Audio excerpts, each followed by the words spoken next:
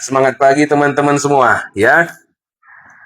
Wali Kota Medan Riki Waas tetap terkilah bahwa tidak ada pelarangan jualan daging babi di Kota Medan, melainkan hanya penataan lokasi pembuangan limbah dan segala macamnya ya. Mari kita sekali lagi kupas surat edaran Wali Kota nomor 500.7.1/1540 tanggal 13 Februari 2026 ini. Saya sebagai advokat, sebagai akademisi hukum akan kupas secara hukum. Ada 3 poin yang paling penting. Yang pertama, surat edaran itu bukan peraturan perundang-undangan. Ya, menurut Undang-Undang Nomor 12 Tahun 2011, surat edaran wali kota tidak termasuk peraturan perundang-undangan. Itu hanya peraturan kebijakan yang berfungsi mengatur pelaksanaan atau interpretasi peraturan yang lebih tinggi. Pertanyaannya, kalau perda larangan di bahu jalan jualan itu sudah ada, tapi perda larangan jual daging babi tidak ada. Ya, jadi mengapa yang ditertibkan hanya jualan daging babi di bahu jalan? Kenapa yang lain tidak ditertibkan? Jadi penertiban khusus jualan daging babi di bahu jalan, itu cacat hukum.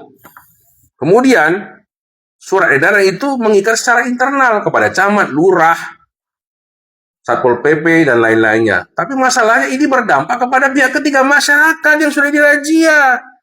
Ya, faktanya itu yang terjadi.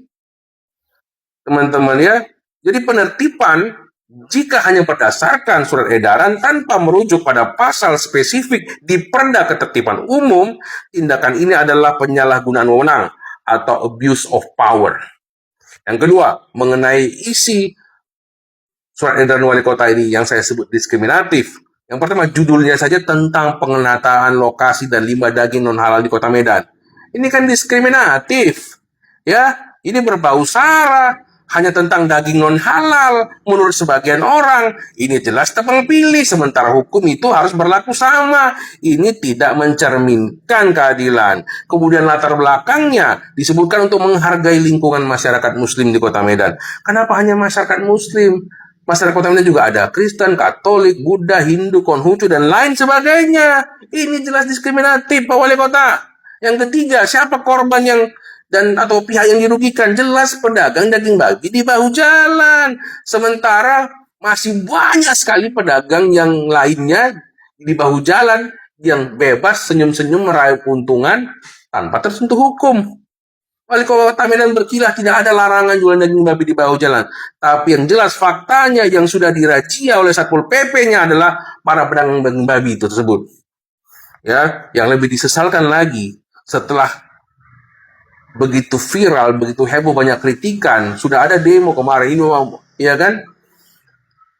Wali kota bukannya mengundang para pedagang daging babi atau tokoh masyarakat atau orang-orang yang mengkritik untuk berdialog, untuk mediasi, memberikan solusi yang terbaik, malah yang diajak berdialog FKUB atau perwakilan tokoh agama di Kota Medan.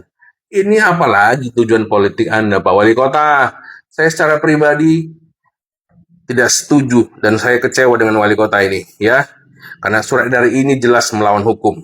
Maka saya akan ikut unjuk rasa dan demo damai di kantor wali kota Medan tanggal 26 Februari 2026. Salam keadilan.